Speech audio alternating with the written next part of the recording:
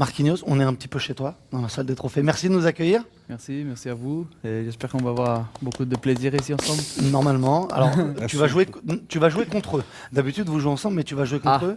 C'est ce que j'expliquais tout à l'heure. On a fait une composition différente. T'es défenseur, Kéron va être milieu de terrain et Jimo attaquant. Ok, ça marche. Ça te fait pas peur de trop courir aujourd'hui? Ils vont attaquer les deux contre moi. Oui, Deux contre ça. et surtout... Tu vas m'aider alors.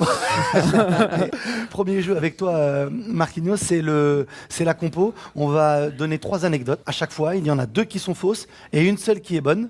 2 points pour toi s'ils ne trouvent pas la bonne réponse. Tu joues pour le PSG, hein, pour toute l'équipe. Okay. 2 points pour eux s'ils arrivent à trouver la bonne réponse. T'es prêt? Allez, je suis prêt. C'est bon, messieurs? C'est bon. 2 contre 1. Laquelle de ces anecdotes concernant Monsieur Marquinhos est la bonne? Quand il était petit, il s'est inscrit au football dans le but d'être gardien de but. Au Brésil, il a été avant-centre jusqu'à ses 17 ans. Ce sont des anecdotes qui normalement peuvent être bonnes. Hein. C'est dur ça ou pas? Attends.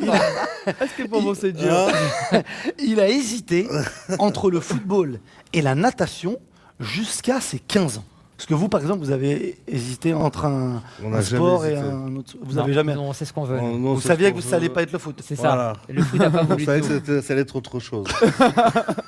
Surtout pas le foot. Ouais, c'est ça. Moi, je pars sur son jeu de tête, Jimo. T'en dis quoi? Moi, je pense qu'il peut être avant-centre. Avant-centre? Ouais. Tous les Brésiliens, c'est un peu des attaquants. T'as mis des buts. Ouais. T'as mis des beaux buts. T'as mis des buts importants. Hein. Ouais. Le plus important, celui au Bayern, sous la neige.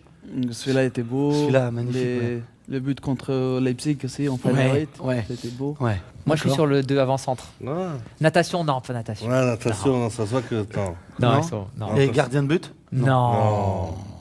Ah, pas bête, gardien de but. C'est possible. Non, moi, je suis sur l'attaquant. Je suis sûr. Attaquant? Ouais. Aussi? Jimo. Mais ça se voit qu'il voulait être attaquant. Il est brésilien. Alors, Marquis, quelle est la bonne réponse? Est-ce qu'ils ont bon?